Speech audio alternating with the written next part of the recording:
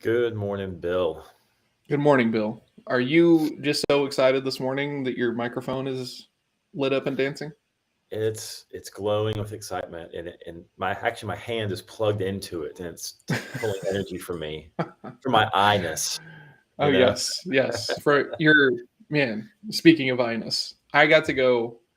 I'm just gonna jump right into this thing. Okay, so last night I went to a thing called Thursday Night Sales, which is a Zoom call of sales folks, sales leaders, and stuff like this. There were 100 people on this thing. 100 people on a Zoom happy hour to like nerd out about sales. And I'm all man, scared. yeah, like so was I, honestly, right? Because there are these moments to where I'm like, oh yeah, I'm a sales guy, and stuff like this, and then I go hang out with like a bunch of like salespeople, and I'm like, oh yeah, I'm a robot. That's right, I'm an imposter in this circle of people. Energy was super high, everybody was super bought in, and I was like, I remember this. Yes, yes, and so it was great. It was deep, and it shoved me like right into this realm of like imposter syndrome, this kind of thing of just like, oh yeah, that's right. I am. This is a reminder that my personality doesn't actually line up over Yeah, here, yeah. The kind of the thing. sales calculator, John, doesn't really always fit in the sales rooms all the time, right? Yes, that is It's true. that's truly what scared you, right? Oh yeah. After COVID is coming back out, right? Like, oh, I have to talk to people. Oh dear God.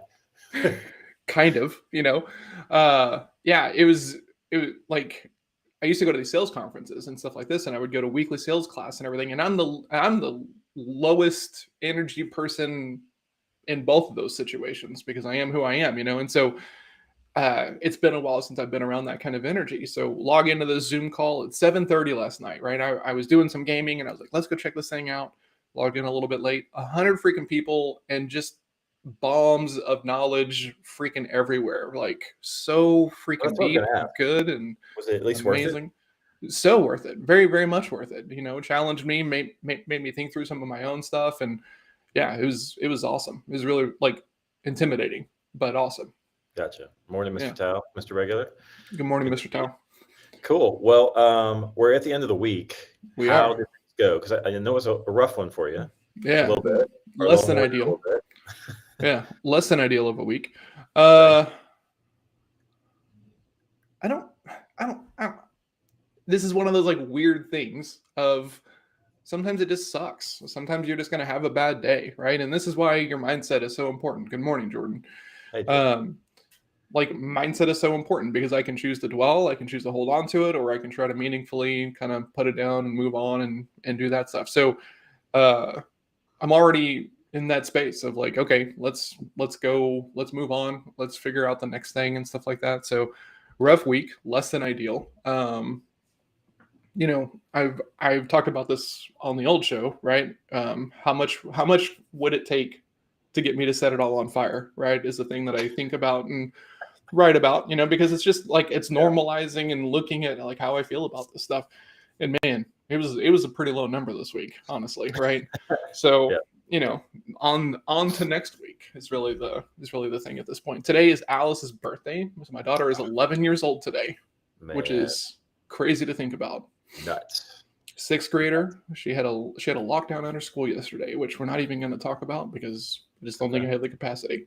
So Not that. yeah. Hey, we had a chemical explosion behind the school Oh wow. this week, so Okay. it was apparently just one of those weeks all the way around. So it's all Yeah. right that we made it to the end. We made it to the Yeah. end. This is the important thing to like think about, right? Because uh I don't know if I picked this up in poker or in kung fu or where, but like there's a beauty to making it through, right? Because Mhm. like if you can make it through something, it's just a matter of time before before you turn it into a piece of LinkedIn content. Guys, it was a rough week. It was so rough. uh, And then yeah. one thing happened, like yeah, Emoji, emoji. yeah, Space, exactly. space, space. Emoji, and one silver bullet, and now I'm amazing. So yeah, Yes, it'll yes. be fine. It's not a big deal. This is just part of it. And you can't get too wrapped up in it. Like you can't put this is the hardest thing for me to learn earlier on working with my sales coach. Like you're allowed to have a bad day as a salesperson. It doesn't make you a bad day as a human, Right. right? That's hard for me to separate at times. So It is when you love your work. That's where it comes. It's hard absolutely. to separate the two. Good morning, Gabe. What's up? Good morning, Gabe. Stream Cool. tornado. Stream tornado's here. We can start. You know what that means? Then we can start. We can actually start now. So Yes, right. Hit the button let's that turns on all the lights and the stuff behind us, right? So that way we can. I mean, this is inspired by the stream tornado. I mean, Yes, that's true. That's true. So, I need one of those as well. It's the Gabe starter kit. It is. Cool. Okay. Well, my week ended up good. It was not as rough as yours, but I did get a couple things accomplished that I was not sure I was going to hit the goal on, which is always a nice feeling, especially before Friday, which means I can celebrate today, not actually have to work as hard to get it done. So which means we can just go right into good stuff, right? Hold on. I had some other cool stuff yesterday that I want to make sure I talk about, so that way I'm not just over here like Debbie Downer complaining about my week. Okay. Sales Lab was freaking rad yesterday. We had a bunch of people in there. We were talking about how to use timeline to figure out, like, are there any kind of leverage points? Is there anything you can do? No, I'm sorry. Yeah, that's what we talked about yesterday. Long day yesterday. Timeline. Very, very good. And then I had I started telling me, yes, you do, Gabe. Put up a product page. Like, why don't you have a product page? That'd be crazy. Right. I had an outstanding lunch club yesterday with this guy who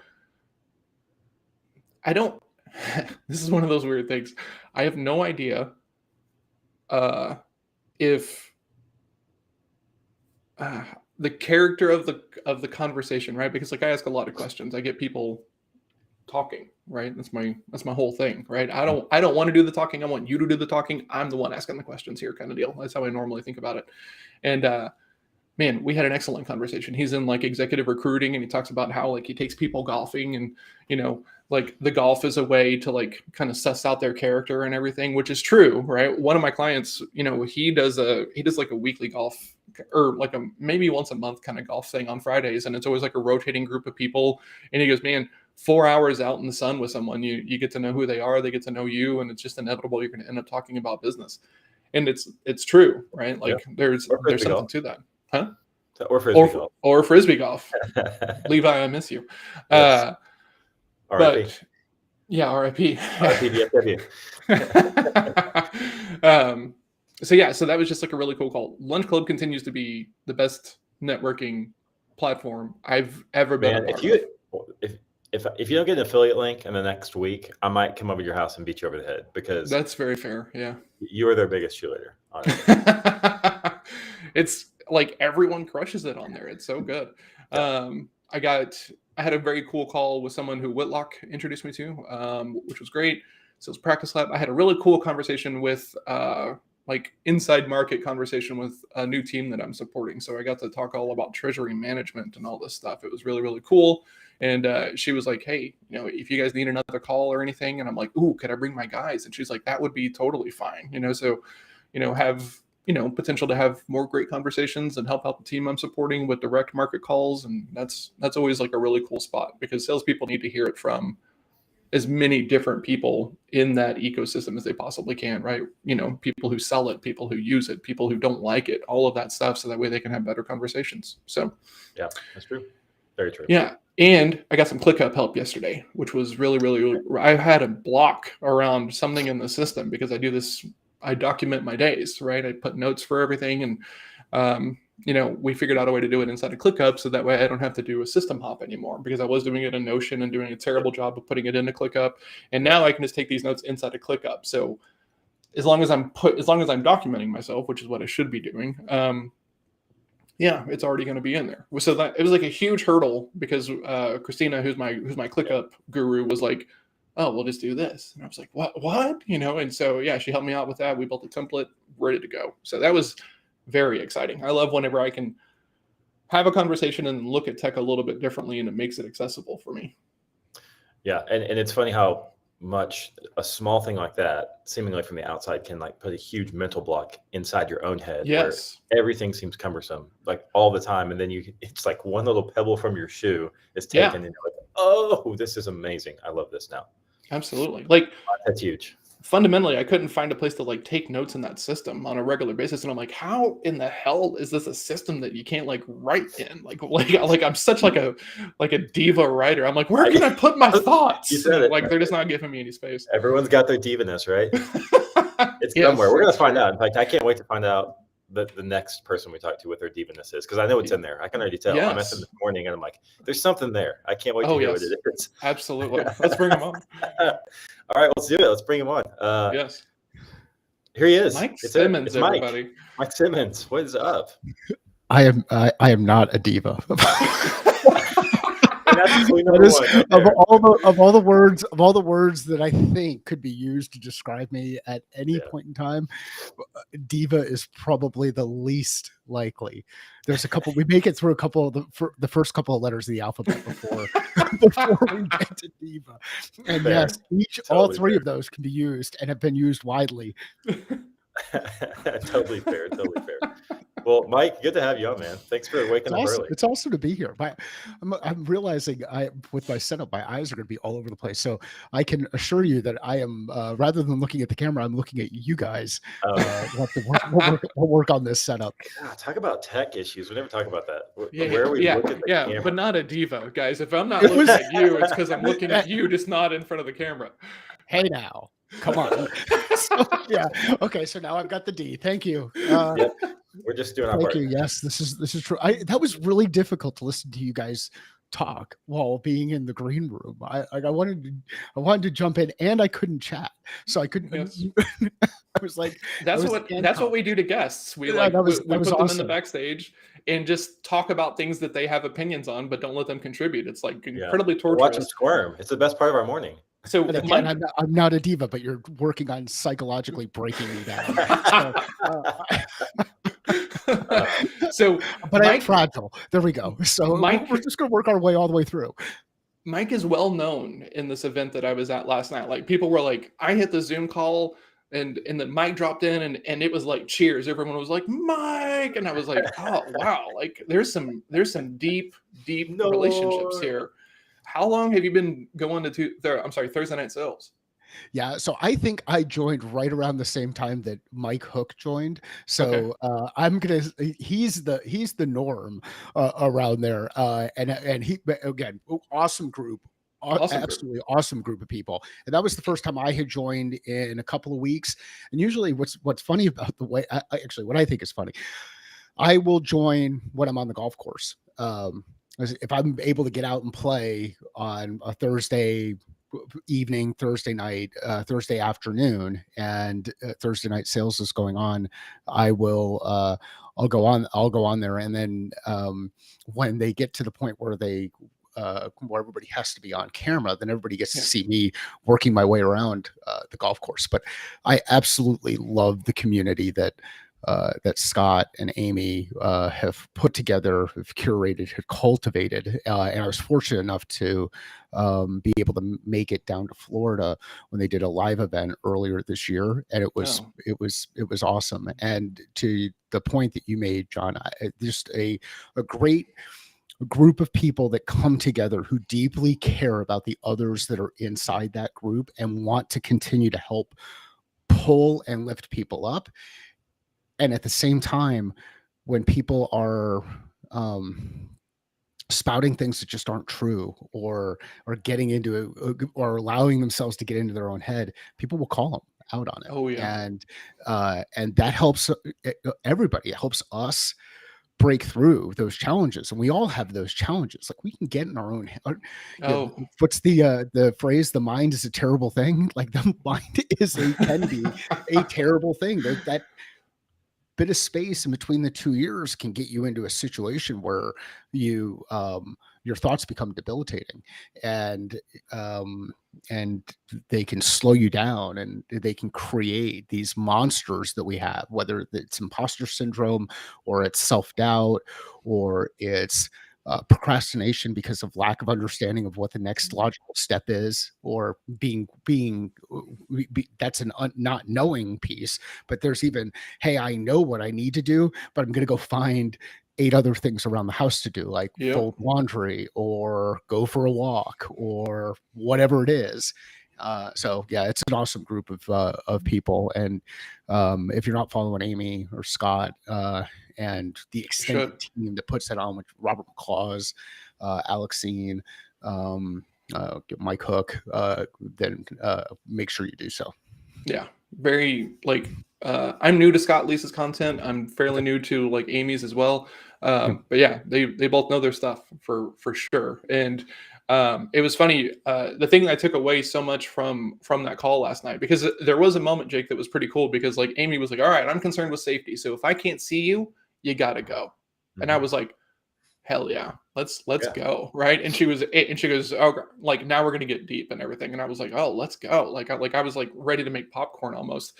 And some people were like dealing with like very real things of like not being fulfilled in the role, and like looking at roles that weren't really going to be able to set them up for success from a sales role and stuff like that. And it was this very unique kind of like situation, because I was like, man, I haven't been around this kind of like introspection around like sales roles and sales leaders and sales goals and everything in so long, right? And so it was redeeming, because there are these moments, right? Sales is a philosophy as much as it is about anything else, and everyone does it a little bit differently. And Mike and I probably sell very differently, and me and Scott Leese probably sell very, very differently, based upon getting to kind of hear him talk and like see who he was yesterday. Totally fine, but there are some bad leaders. There are some terrible products. There are some things that are never going to be successful, and there's some goals you're never going to hit. And if you don't have the confidence of as a salesperson to say like, "Hey, these roles are BS. Like no one's going to hit this thing." Like that's why RepView is such a powerful company and product and stuff. Like they're bringing clarity to this thing, because salespeople get juiced for roles constantly. Like, you're going to make so much money, this thing sells itself and stuff like that. And then there's this great community of people. Like there's this guy and he's like, "Well, I'm thinking about taking this role as an SDR, but they don't have like SDR managers." And Amy was talking about it a little bit, and like everybody had the same opinion, right? If they don't have SDR managers, you're not going to have good leadership there. And like, that's going to be a problem. And that's a hard role. It's a very hard role without really great leadership. And it was just like, that's true. Like, I'm glad I'm not the only person who's like talking about this kind of stuff with people. It blew my mind. I'm like still stunned about it. I need to go journal, honestly. And I think we probably should stop talking about it. And the primary reason we should stop talking about it is because, and no names other than Amy and Scott have been shared. And I mentioned Hook, but this is a place where that safety is prioritized. That when you're in there and you're sharing information, it's not going to go anyplace else. Yes. When you're sharing information, people are there to help. So I would suggest very fair. I'm blown away by it. Like I'm stunned. Like I left here, I'm sorry, I left the room and I walked out, and Melissa was like, "Okay, like how was it?" And I was like, "I don't have the words to describe this thing right now," because like I just needed to kind of go sit with it for a bit. So yes, I don't want to get in trouble. I don't want to get anybody else in trouble. So I'm going to shut up about it now. Mike, can you tell everybody a little bit who you are, what you do, who you work with, that kind of thing? That's what I was about to ask. Well, I've just shifted my perspective, given that I've talked about audio and my challenges. I am absolutely a diva, and I'm going to embrace. I will embrace my diva-ness. I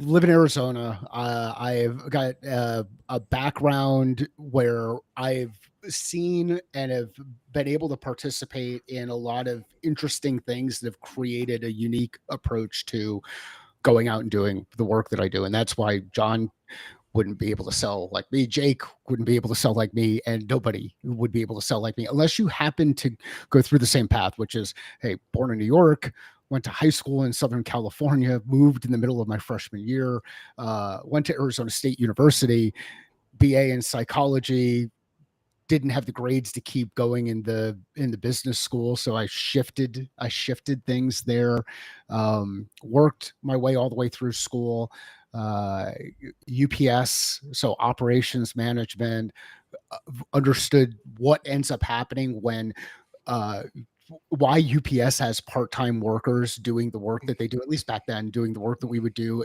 at different sorts. They would literally squeeze every ounce of water that they could out of the sponge, let you go recover, and then come back and do it again the following day. Got into management, managing union employees and transition between when we went from non-union contract to union employees. Really good experience. Then finally got into technology when I found that there was this company called SmartForce, not too far from where I lived. I lived out in Cave Creek, and they were in Scottsdale, and they brought together, there's this convergence of education and technology.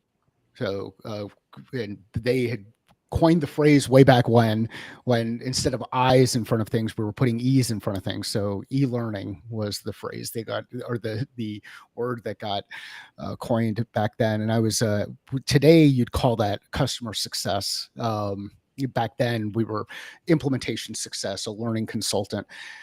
Fast forward a number of years later, I've had opportunity to work as an individual contributor, carrying a bag as an account executive, strategic account executive, enterprise accounts. That's probably my biggest strength is enterprise accounts, long, complex sales cycles, today they call it multi-threading. It was, I don't know what we called it back then, but it was, hey, you just didn't want to be isolated to one person or one group inside an organization. You had to get consensus across the team, and you had to understand the customer better than they understood themselves.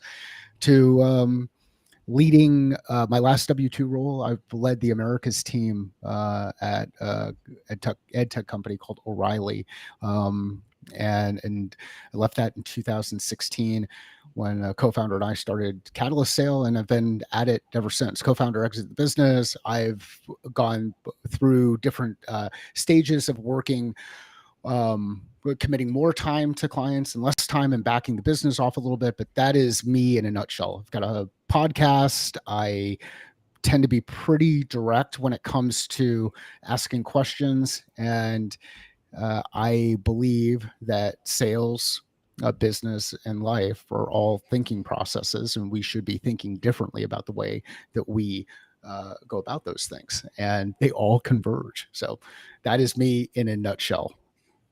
Jets fan, Islanders fan, working, aspiring golfer, all those kind of things. Mike, what's a great question? What's a great question that you like?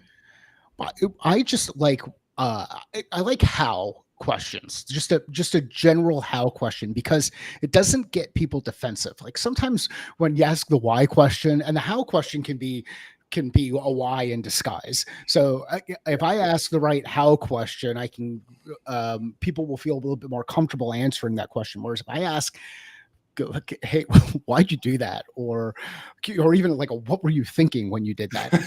Those can be really tough questions for people to answer. They get defensive, and then they start answering the question in their head before they actually start sharing.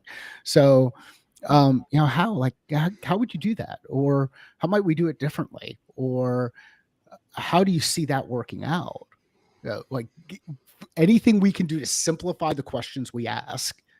And sometimes I fall into the trap where I start building up the question behind it. So I add a lot of words and I end up complicating that thing. Oh, yeah.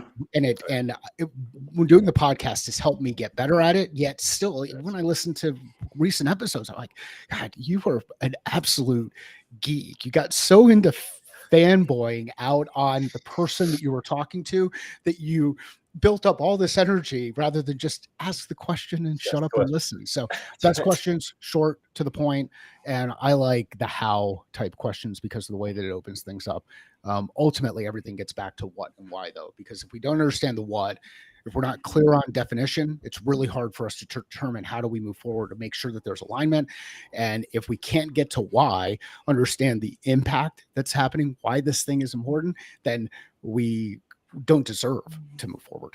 Yes. So what, on the opposite side of that, what question do you hate being asked then? Because if you like the whats, do you like the whys?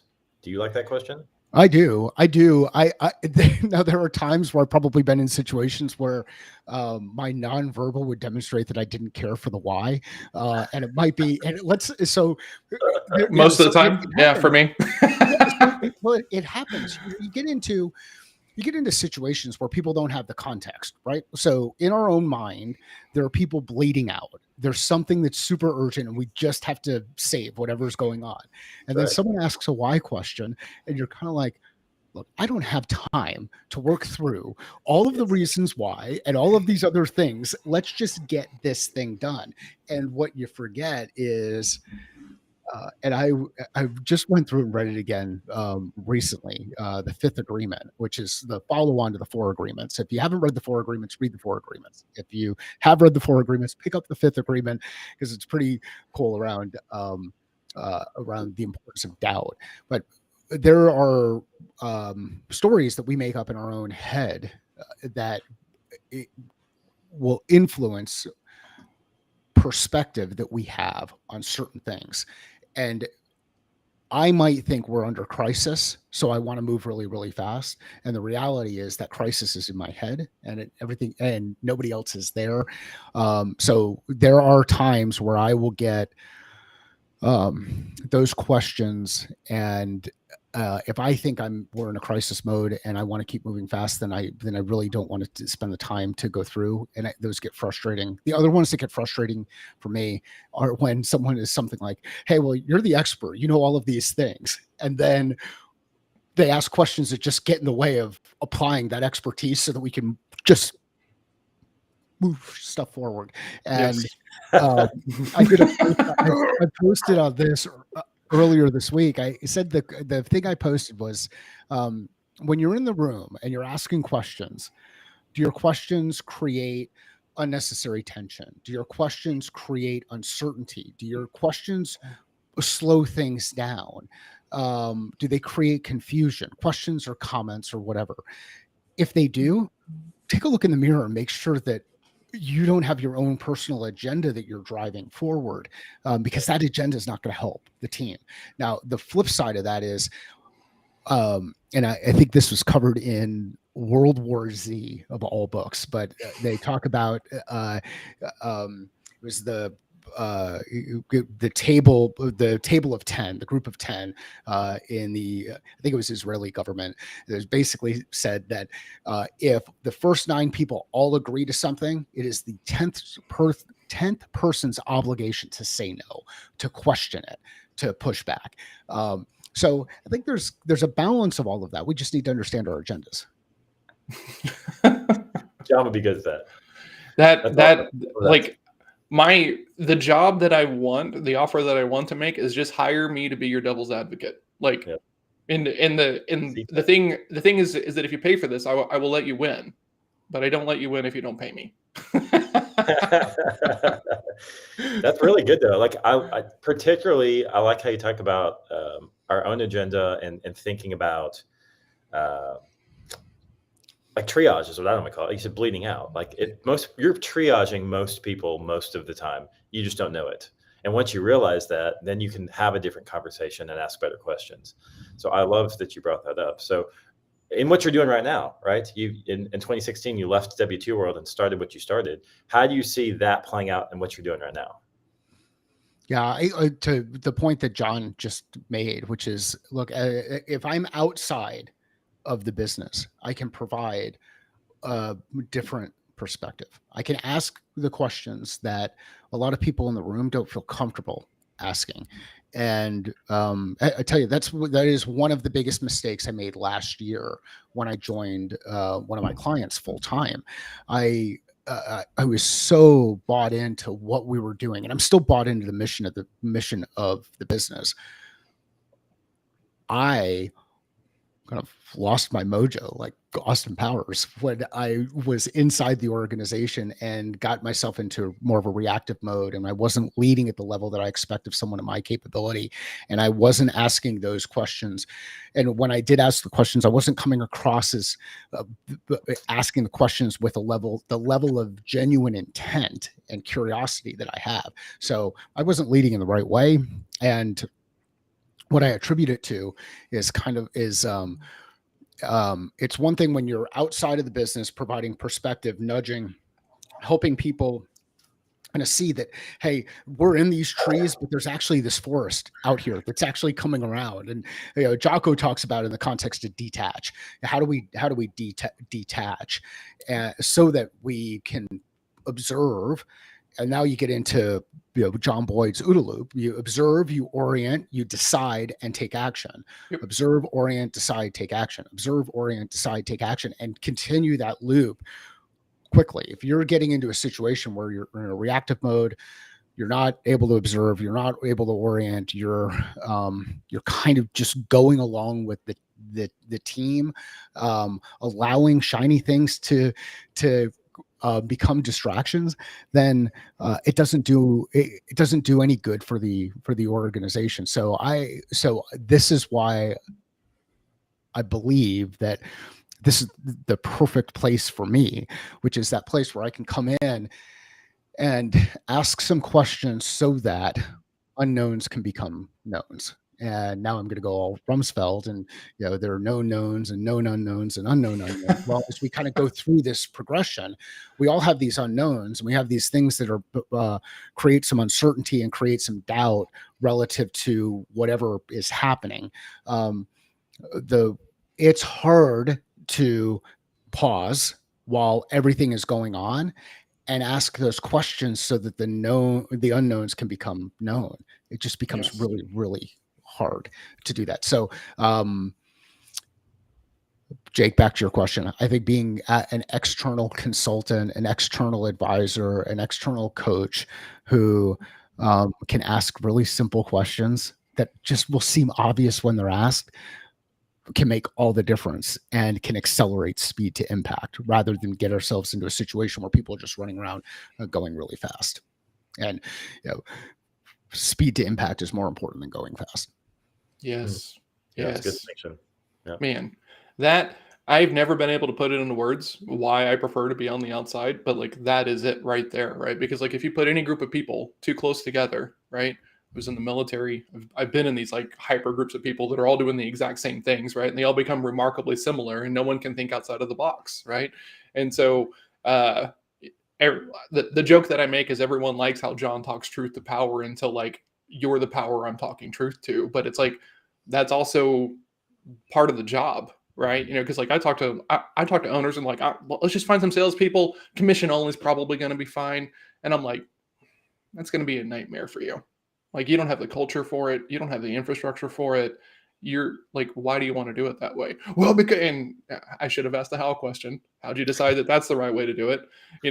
And it's like interview versus outerview. It's such like a unique kind of situation. And that's why I tell people, that's why I'm better on the outside. Mike and I have talked a lot about this actually, in a couple of our conversations of, would you go back inside again? Maybe. What would it need to look like? And maybe not. Maybe you just put the wall up and make that decision that like you don't even look at those shiny things on the other side of it and stuff. So very, very great way of talking about that, my friend. I've never been able to say that for myself the same way that you just did. That was rad. Well, you just said that you went back in, right? Who? I mean, last year with the client full time. Yeah. So I joined. I did it all through Catalyst. But what I did is I put the business development side on hold. I outsourced some other pieces of the business, tried to get a B2C individual kind of thing going inside the business. I want to be a Justin Welsh at some point in time where I'm able to just get courses to sell because I believe that there's an opportunity to make a much broader impact. And what I've realized is I'm so much better in a group of people where I can see nonverbal than I am in a group where I can't see that. And that's become a limiting factor to growing that side of the business. But I outsourced that work. I sunsetted some client engagements and didn't do the business development for the business. And I wouldn't like last year nearly killed me from a time zone challenge. My entire team was based in the UK. I had an 8-hour. Oh my God! There were some other things that. Well, it's not about me whining. Like this is. I knew it going in. That's a hard thing to manage.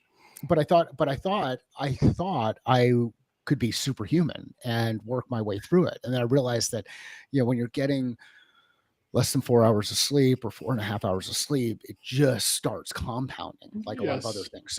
So anyhow, Jay, to answer your question, yes, I sunsetted clients, committed to this being my full-time thing. And then it's just taken so long to get the business going again, like rebuilding that momentum and letting people know that, hey, I'm out here. Like one of my guiding principles is don't let your problems become your customers' problems. Don't let your problems become other people's problems. And I felt like when I was asking for help that I was turning my problem into other people's problems. And I had a really hard time with the asking for help piece, especially being a sales guy. Like you're a sales guy who knows how to generate revenue, who helps organizations close business, who 5 out of the last 7 organizations that you've worked with have closed the largest deals that they've closed in the history of their company. And you can't go out there and sell yourself. Like, Yeah. Dude, like I feel that. Oh my God. Like you just walked over my grave. You spun me around in it. Like that is fundamentally, I have the same issue, right? Like that's what I tell people of like, okay, like coaching is great if you can sell yourself. If you're a better product salesperson or service salesperson, it's different. Like these are different kinds of things. And people who are really great at selling themselves don't always do a good job of selling products or selling services or selling on a process and stuff like that. Are you a C? Have you done disc? Yeah. Are you DC, CD somewhere up there? Yeah. What do you think? I think you're a C, probably CD. Okay. Yeah. So Jake, what do you think? I would lean heavier into the D than the C than probably John would. Yeah. I So think you're more. I am like over the top on the D side of things. Oh, okay. And I can play in the I side of things as I think testosterone has gone down and I've gotten a little bit older and all that other kind of stuff. So I can play on the I side of things. But I'm definitely it's DC. But when we get into high stress, like what the world is falling around us, crisis, like when COVID happened and everybody's worried about all of the other stuff that's going on and there's just so much noise, I was like, I am built for this. Yeah. Let's fucking go. Like that's and the reason I'm built for it is because I know there's a lot of other stuff that's going to be going on that's going to take everybody else's time. And then what we can do is we can start to shrink things down, compartmentalize and say, okay, what's next? Let's go do that. Let's go do that. Identify next logical steps because we design backward, execute forward, go all Covey on this. We're going to begin with the end in mind, design backward, execute forward, focus on those next logical steps, and just keep doing the work with blinders on so that we don't get distracted by all of the other noise that's out there. Being a high D in that kind of an environment, I think is ideal because it can help. It takes all the noise and says, let's focus energy and attention and start getting things done. The challenge was, and in hindsight, what I did that inside a single organization or with, and really what I should have been doing is I should have been doing it with multiple organizations because I can make a much broader impact by helping new leaders who are first into those roles, who are dealing with a lot of these challenges, who struggle with asking for help inside their organization, to let them know, look, there are communities out there like Pavilion or TNS or any of these other ones that are out there where you can find people who will give time, energy, and resource to help you. Don't fall into the trap of constantly consuming that information because everything is theoretical until you put it into practice. And I can draw a bunch of stuff up on a whiteboard and it will look good and it will simplify things like call planning or account planning or territory planning or go to market type stuff. But it doesn't matter if you don't do the work. So D, with C, and in high stress situations, I go straight to D. And the other place I go straight to D is if we've known each other for a while, which is why over time some relationships fall apart. Like I can be really, really direct, and it's not because I'm and not because I'm the A at the beginning of the alphabet. It's because I care, and it's because I don't think that we need to get caught up in this inaction. Like let's just start moving forward. Let's take those steps and learn and evaluate while we're taking those steps, so that we can look back and say, are we actually moving in the right direction? If I'm driving from we were out in College Station a couple of weeks ago. If I'm driving from Houston to College Station, which if you've never been to College Station, be ready to drink. There's a lot of bars out there. Not much out. There's like bars and cows and the Blue Bell Creamery. But if you're driving from Houston to College Station, and you find yourself in Jacksonville, Florida, you're going the wrong way. Something has gone horribly wrong. So have those waypoints built in where you can take action and then quickly determine, hey, I'm going the wrong way. I need to course correct. I need to adjust. I need to detach and then come back to it. So D. Yeah. With the C, because I can get into the level of detail around this kind of stuff and get into the nuance, and hopefully I'm becoming more clear in the way I communicate. Yeah, man. My old business partner thought that I was a D because we met at the Kung Fu school, right? And C's, when they really know their stuff, communicate like D's, right? And so he was seeing me in the Kung Fu school, like, why do you want to do it wrong? And then like just like walking off and stuff like that, right? Because in that space I become very direct with people. Sure. And it's so when I come back as a C, like he still decides, hey, let's pull the trigger on this, because he's trying to do like the whole integrator visionary thing, you know, and I can be the integrator because I'm a C and all this other stuff. And man, that was the beginning of all greatness for me, because like I'm looking at myself, and my coach was like, hey man, maybe you shouldn't do this, you know. And I was just like, I'm learning from people who can't teach me. Right. Because like my first B2B boss was just like an I, like huge I. He's on the podcast, amazing guy, not someone I can learn from in that kind of capacity, especially not like something as chaotic as selling. Right. And so like I'm like looking at this 36-page printout, you know, and he's like, well, here's who you are, and here's where normal salespeople are. And it couldn't have been more far apart. And I was like, oh, okay, cool. I just need to go find people who sit in this square like I do and learn from them. Stop trying to learn from these people in these other like 3 sections and stuff like that. And he goes, that might be hard to find. I was like, okay, that's totally fine, you know, but I was game on. But like it started at that conversation. Like I was jaded. I was like, I don't think I'm going to do this anymore. I don't even know if I want to do it anymore. This sounds exciting, but like I'm terrified because I was just failing in a B2B role. And yeah, like that awareness, that knowledge of self is fundamental as a salesperson, or else you're going to flounder and fail. Personal opinion. Man.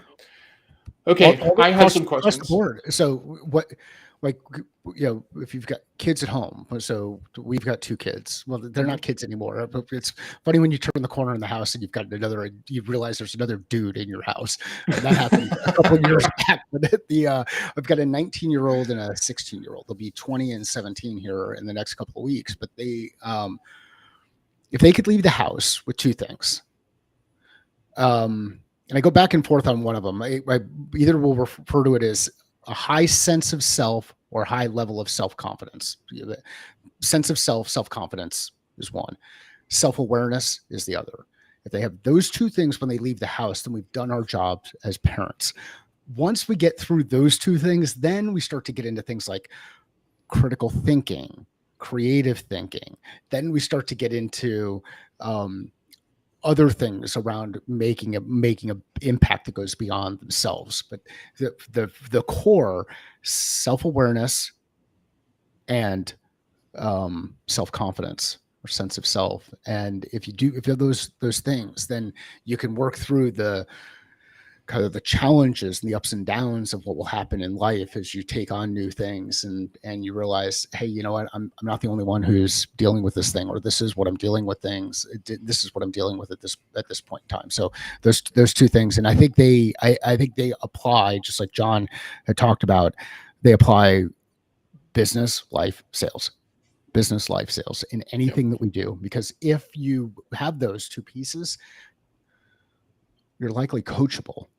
And if you're coachable, you can do anything you want to do, like anything you want to do. If you're coachable, if you are so certain that you know the way, and I'm just going to work through and do it this thing, then you've got some serious blind spots that are going to be really hard to adjust. And even with asking the right questions to nudge and try to help shift perspective and overcome those blind spots, you're going to fail.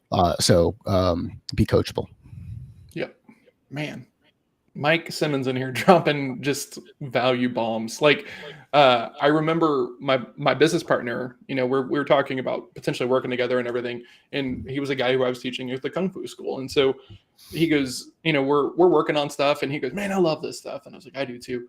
And like, I was in a sales role, and he goes, don't you see the same thing at work? And I was, no, I see nothing but like failure over at work. And he goes, man, for me, there's this, I get flow here, and flow was a brand new concept to me, but I get it in Kung Fu, right? Like, it's like a chess match. I'm really enveloped. I'm in there.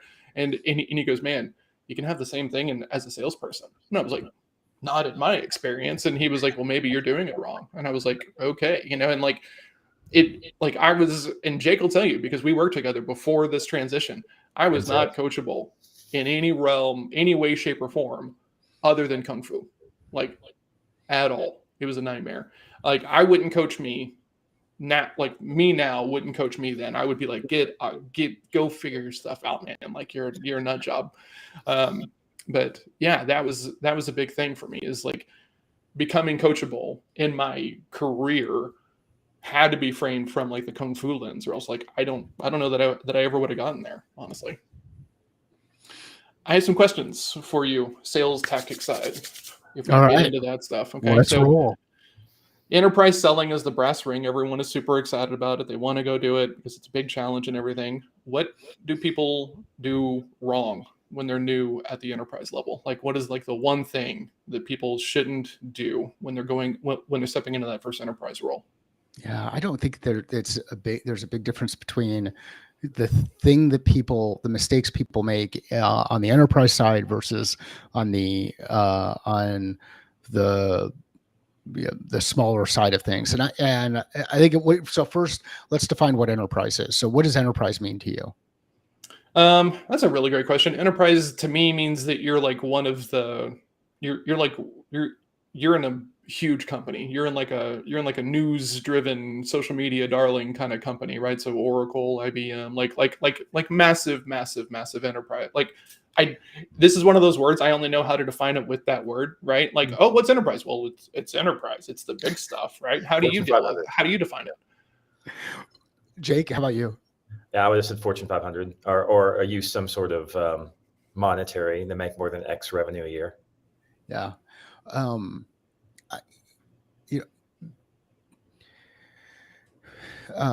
I think a better way to look at it. All right, here's how I would look at it. I would look at it as you're going to be working with really large organizations who have, and because of the size of the organization and type of solution that you're delivering inside the organization, there's going to be complexity, because the thing that you're delivering doesn't simply impact one line of business, one type of role, one type of thing inside your organization. So I look at the distinction more between transactional, less complex sales versus things that are going to be a bit more complex, have more layers, have more variables built into them. And those variables can include things like type of impact that you're going to have inside the organization, type of lines of business that are impacted by the thing that you're delivering, functional areas that are impacted, roles that are impacted. That's how I look distinguish between the two. Another maybe more simple way to look at it is if in enterprise. So thinking about the difference between B2C and B2B, how would you guys define the difference between B2C and B2B?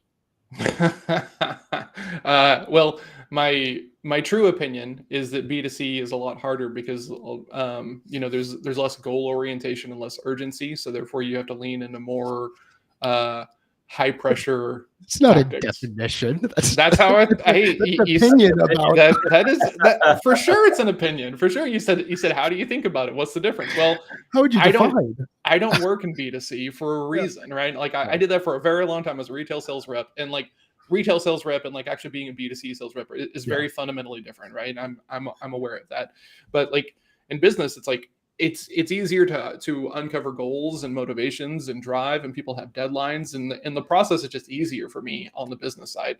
B2C side, I feel like it's a bunch of like hand sparkles and getting people really juiced up and stuff like that.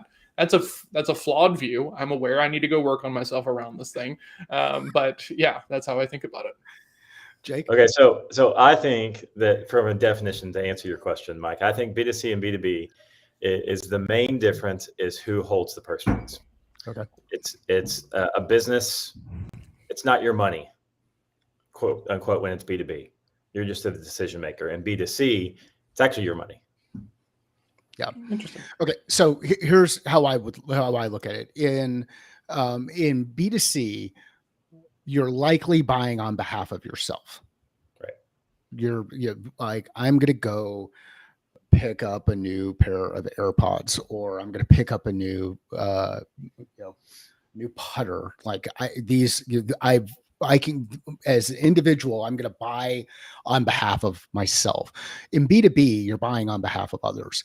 Now, this can get pretty nuanced, and you could say, well, in a house, you buy on behalf of your family. So is that a B2B sale? I think it is. I think it's actually really close to what a B2B sale looks like, because there are inside the household, there's someone who has the problem. There's someone who's impacted by the problem, and there's someone who cares about the person who has the problem or is impacted by the problem. So buying on behalf of a household is actually a little bit closer to B2B than I think other people might look at it. So B2C, I'm buying on behalf of self. B2B, I'm buying on behalf of others. Now in non-complex, smaller, more transactional sales in B2B, you may be buying on behalf of self and others, meaning you're the person who's going to end up using the product inside the organization. You've got the problem that you want to solve for. You've got high level of clarity around what the impact is across things. So you're buying on behalf of self for the business. You own the problem, you own the budget, you're responsible for whether or not this thing actually solves for something. When you get into enterprise sales, now you start to spread those things out, and you've got different agendas across the organization. You've got different people who are going to prioritize things. Certain things are going to come above the line, certain things are going to be below the line. These things may be driven by external forces. So now, and this gets into the importance of leveraging story when it comes to take your approach to sales. It's understanding all of the characters that are involved in the overall play or the movie or the action, being able to see things from their perspective. What problem are they looking to solve? Why is that important? What's the business impact of solving or not solving? How are they solving it today? How might they solve it differently with our solution? When do they need to solve it by? Then you start, once you know the when and you have an understanding of compelling events, then you can start to accurately forecast timing from a revenue delivery into the organization. For me, it's now we start adding in other characters. We have other levels of influence. We have different levels of transition. We have different perspectives. We have different agendas. And the reason I love enterprise sales, love that side of things, is because I just love seeing the puzzle come together. I like figuring out, ooh, I thought I was working on a little 8x10 puzzle, and this thing is 24x36. Yeah. I've got other pieces and I've got to pull those together. That to me is fascinating.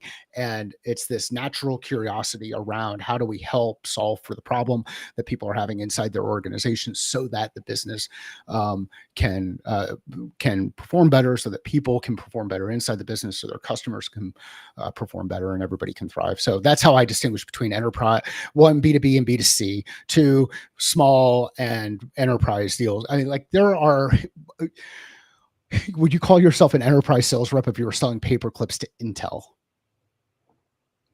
Oh, that's a really good question. I mean, based upon your definition, no. No. So like, I mean, so there's a, Yeah. you could work with Intel, you know. Now, if you're only selling paper clips, you probably have really, really high quality paper clips, and they, you know, happen to work with the tooling and all of those other kinds of Yeah. stuff. And somebody will argue this, but Tell you me know, this. Yeah. that's That salesperson is going around telling everybody that they're an enterprise salesperson. they're an enterprise sales rep because they sell into the Fortune 500 or Fortune Yes. 50. And you know what, you know, they probably have to understand the Intel process. What's the budgeting process? What's changed inside that organization in the last couple of years relative to budgeting and forecasting and all of those things. And there's some nuance there, but you know, I can have a very transactional sale inside a very large organization. And on the flip side, I can have a very, very complex sale into a very small organization. Yes. And so that's how I look at it. I love the definitions, man, because like you're saying this of like, well, okay, so B2C buys for self and B2B buys for others. And I was kind of like, oh, well, yeah. But like, that's like it's like one of those things that I know, but I don't know to like say, you know what I'm saying? Because it's like, yeah, of course they're different, you know, but like, as you were saying it, I was like, well, yeah, that to me is in the definition. B2C, by, you know, one consumer. B2B, it's a business, right? So there's going to be multiple people there. You're probably impacting like multiple people, and that's like it was weird, but until you said it, I'm like, oh yeah, that definition matters, right? Because then it becomes really cool, because when you start to look at like buying for a household and stuff like that, like that is very interesting to me. That gives me some stuff to think about. I think that's where the kind of whole curse of knowledge thing too comes in on yourself. Oh, Is yeah. that we're just always assuming that everyone knows the same terms we do and talks about things the same way, right? Worst. I'm the Yeah. worst at this. Absolutely. It is where communication falters. And you know, a number of people have said this. I think Jody Mayberry said it once on the podcast before. The biggest challenge with communication is believing that it occurred or thinking that it occurred. Right. If I'm describing this as a mug and somebody else is describing it as a cup and somebody else is describing it as something you can drink coffee out of, we're all describing the same object, but there's going to be a lot of confusion around what it looks like. It could end up turning out like this when it comes back from the developer, right? And then nobody's really happy with it. So this is where asking those simple questions. One of the things came up about how do you ask a question properly? You just do it, and when if you do it and someone gives you kind of the dog head look of like, what's happening, then you didn't ask it properly. You did not ask it properly, yeah. But take your feedback loops and then say, okay, you know what, that didn't land. Next time I'm going to do this a little bit differently. And then next time I'm going to do this a little bit differently. And then you start to realize your style. And my style is kind of country bumpkin. Hey, this might sound like a stupid question, but you know, how do you think about this? Or how do you see that playing out? Or what's our actual objective here? Well, we're trying to do this. Okay, what does that mean? Well, it means, okay, here's what I heard. Yeah. What does, I'm confused. Like, the hardest thing, I think, as like as a task-driven salesperson, right? I'm an introvert, I'm task-driven, right? I want to get into the weeds and I want to see if I can help. And then if I can't, please tell me no. Like nothing makes me better than a clean no. Like makes me so happy. And it's just because I've had this conversation too many times is really what it comes down to, right? So just like the doctors have terrible bedside manner because they've had to tell like way too many people, hey, you might die, you know, like, and after a while it just becomes normalized. You become less emotional about it and you just deliver it in these kind of like that's the greatness of martial arts. That's the greatness of military training. You do it so much, you lose all connection to the thing and you can just do it blindfolded. Like that's rad. It's terrible when you're interacting with another human who is trying to like open up and share uncomfortable things with you about gaps in their business and things that could be different. And you're just over here like, oh yeah, huh? Awesome. I've heard that before. So when that happens, then what happened? Like it's just, you've just had the conversation too many times. You're not being thoughtful about the energy that you're putting into it. Like fundamentally speaking, because I have to work very hard to have that same kind of quality of being curious and kind of confused and stuff like that, because in the space that I work in, like it's not all that different. You know, and so this person is like, yeah, man, I just can't find a salesperson. And every fiber of my being is like, oh, yeah, you trying to do the commission only thing?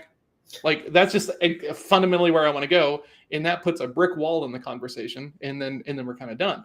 The thing I would love to go back to for just a second, and we didn't even talk about story, which is the thing we were going to talk about. We just immediately jumped into this stuff and just started talking about everything else. I tried to insert it there a little bit. You did. Good job. Part 2 is going to be coming soon, everybody, because Mike Simmons is dope, right? Like this is rad. You were talking about the nonverbal side of things, right? I didn't know you went to school for psychology, and like the psychology side of this thing is really the thing that gets me very excited and interested. And I love Zoom selling. I love Zoom networking. Like this is my preferred way, right? Versus the phone. And I didn't realize how much I didn't like the phone until I had this. And now I have this and I can see facial expressions and stuff like this. And my life is so much easier because like going from coffee shops and I can like, oh, why'd you do it that way? And I see their face change. Oh, I need to not ask that question like that again. You don't get that on the phone, right? Unless you're really, really hyper like tuned into it. Right. And I've never thought about like how important the nonverbal side of this thing is to me until like you were just talking about, because like you miss it on the phone, like completely. And I don't want to be in person with everybody, but I want to be able to see what happens based upon the questions I ask.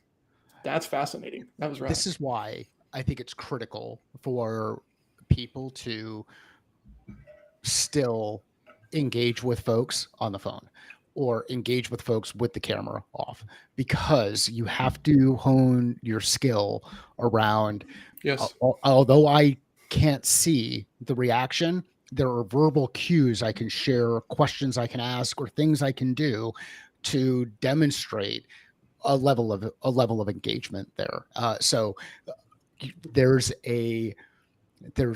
value in testing and building out that skill set by going through and doing role plays, real role plays, not the crap that people work their way through that are all a bunch of just not real life scenarios and or overly canned and overly fabricated, like real role plays where you can do this without video on or on the phone. And so that you have to work through the process of saying, I need to listen with a level of intention here and be really comfortable with asking that follow-up question so that I get information. Because the other problem that people have with questions is they have this list. I've got my list of 20 questions. I'm going to go ahead and put you through my qualification gauntlet, and I'm going to determine whether or not we have budget, authority, need, or timing. So let's go. And let's go. Yeah. What does that do? Who does that help? Like it just doesn't. Yes. It doesn't help anybody. Jake just sent this message in our kind of private chat. He was like, ooh, new feature on Sales Lab, role plays with camera off. And I'm like, bro, already there. Like, I'm already thinking about how I'm going to start making people on Sales Lab turn their cameras off and treat it just like a phone call, because that is good training, like in training in a different kind of modality and stuff like that. And that's the jam. It's great that you can do it in your structure. Can you do it on one foot? Because if not, you don't really own it. Guess what? When you fight in real life, you end up on 1 foot. So you got to be able to do it. Not in your perfect structure. You got to not in your perfect structure. All the time. Can you do it? Like, and that's the stuff that, like, the thing that I love about Jocko is that he talks about like how there are some people who do it at the professional level, right? And these are like the athletes and everything, and they get like the 8 hours of sleep, and they have 17 coaches, and everything is perfect and dialed in. And then you have these guys who don't have all that, and they're still capable of getting lots of things done. There's no harm or foul on like either one of these things, but what are you trying to accomplish, right? Are you trying to get deals done?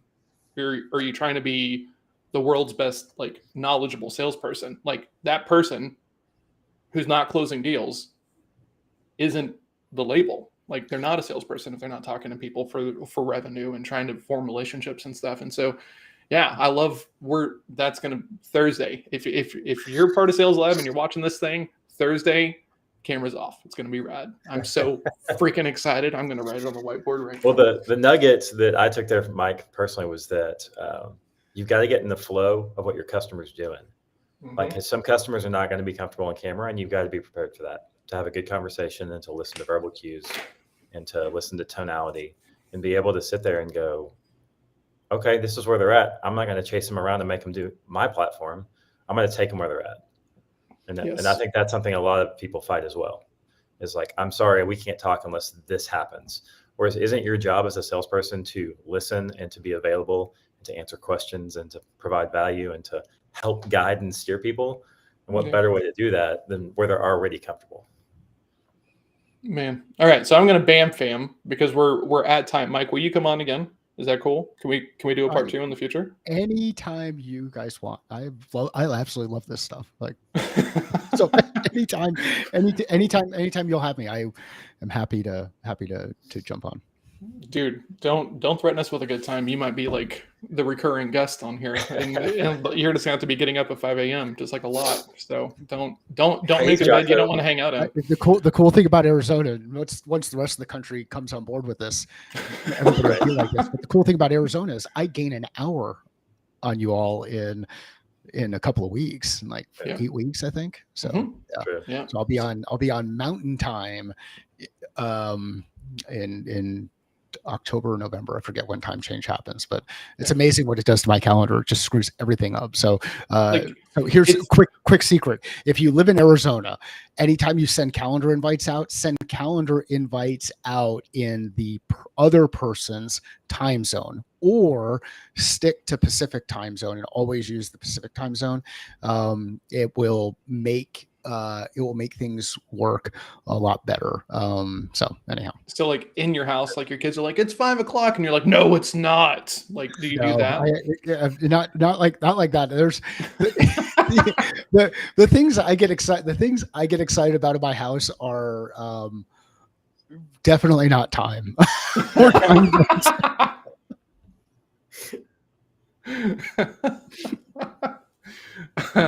okay. Okay. Yeah. I will talk to you all day. I'm going to stop. My questions still have questions in my head, but like, this is why we can do part 2s and part 17s and things like that in the future. But dude, thank you so much, man. This was a blast. And we didn't even talk about storytelling, because you guys are going to want to check out the next one, because Mike has interviewed all the big story people like in the space, like Donald Miller, the other people that I've not even like dug into yet and stuff. And so he's got some frameworks around storytelling for salespeople that we were supposed to talk about today, but we got in the weeds around a bunch of other stuff. So he's going to be coming back. It's going to be rad, because story is a great way to get deals unstuck and to get people to look at things from fresh perspectives and differently, and not deal with some of that reflexive moving away that sometimes happens when you have to challenge people, aka the challenger sale. Like, heavy-handed, ham-fisted, like, D's who are just walking around being like, is that okay? Like, you have to deliver that kind of stuff in a way that people want to answer the questions. So yeah, stories can help there. It's going to be rad next time Mike comes on. I'm so sorry we didn't even talk about story. I feel bad now. Not really, but a little bit. Mike, thanks for coming on, man. I appreciate you. Hey, thank you. I enjoyed the conversation. Awesome discussion. Thank you. Thank you. What are you doing today? What am I? Yeah, doing? like just real quick. Like, it's Friday. You're Mike Simmons. Yeah. Like, do you have coaching calls? Are you working on stuff? Like, what does a day in the life look like for Mike Simmons today? Well, so the day in the life of me is I go to my calendar and I say, okay, what do I have on my calendar? And as much as I look at my calendar the night before so that I wake up on time for meetings that are early, I use it as a crutch. So it's kind of like Einstein with his phone number. He knew where to look in the phone book for his phone number. He didn't have to remember. And I don't know if that's a real Einstein thing or not. There's a number of these things that people will attribute with others that aren't necessarily real. So today I've got 2 coaching calls. I've got a community call. I have and I have 3 client calls scheduled, and then I've got a little bit of white space in between where I'm working on copy on that individual side of the website. So I've got some time that should be allocated to that. What will probably end up happening, because I hate copywriting, is I'll justify going for a walk or avoid. Yeah. And I will push it off. But that's what the day in the life looks like for me today. And ideally, if it's not raining or lightning, rain's okay, lightning's not, I will get out and play 9 holes at about 6 o'clock or 6:30 this evening. We'll see. So that's Friday for me. See, okay, so the things that I love, because I'm a trend guy, right? People think that it's weird how calendar focused I am. Like, inside of my household, I tell my family, if it's not on the calendar, even if it's for our kids' school thing, don't expect me to be there. Like, I just need it this way, right? Because I'm an introvert, and I can always find a reason not to go to a meeting. Always, always, always. So the calendar is my boss. If it's on there, I'm going to be there. And then the other thing is, like, how much you stack your day. Like that, like, because I talk to people about, like, how many calls I have, and like, some people are like, oh my God, how do you do it? It's like, you just do it. Like, I'm just this is the boss. The calendar is the boss. It tells me what to do. So you stack your day heavy. You're living off of your calendar, and it's just cool. Because, like, some people are like, man, John, are you okay? Or, like, well, maybe not. I don't really know, but, like, this is the only way that I know how to get it done. I'm glad I like, and Jake and I were, like, doing the show, and people were very nervous about it. So, but yeah, it was very, very similar. So I'm glad to hear that. All right, we got to go. Jake's got to go. I need to go meditate. I'm like too ramped up right now. Like, I'm not going to be able to do any kind of critical thinking for like a 3-day span. So I need to go meditate, get back into like a deep work mindset, and actually do some work today. But dude, thank you so much. This was so rad. I appreciate it. Thank you. Thanks, guys. Thanks, Michelle. Thanks, Gabe. Yes, thanks everybody who chimed in this morning, asked some good questions. Mike Tao, Mr. Regular, Jordan Kelly, you guys are awesome. Yana Liz, if I'm saying that correctly. Hope you enjoyed the show.